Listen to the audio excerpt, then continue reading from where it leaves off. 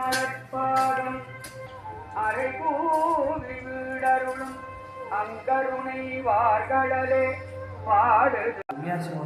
சிவாய நமக.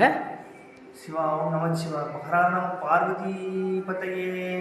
ஹரஹர மகாதேவா. திருநாமலை சிவனே போற்றி. நாட்டவர்க்கும் தேவா போற்றி போற்றி. சிவாய நமக. இந்த கோயில் மீனாட்சி மீது மீனாட்சி சுந்தரேஸ்வரர் திருக்கோயில் மதுரை ஆம்பூர். இந்த சுவாமி திருக்கோயில் பேர் ஐயம்பொலீஸ்வரர் கோயில் பேர்.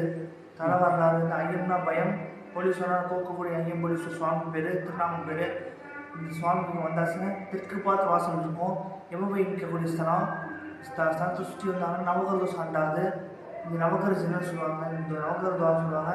நவகர தபஸ் பண்ணி சுவாமி வழிபட்டு தோசை நிறுத்தி பண்ணனால நவகர ஜெனல் சொல்லுவாங்க.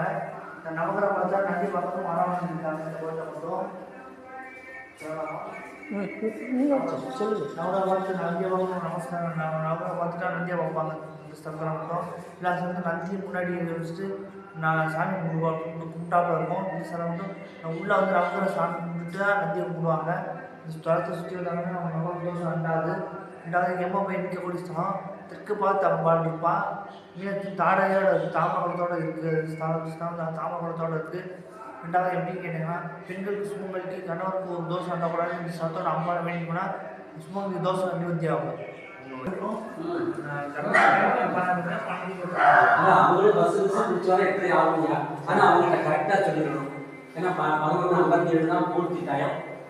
என்ன சொல்லி நம்ம வரல சொல்லலாம் சாமி.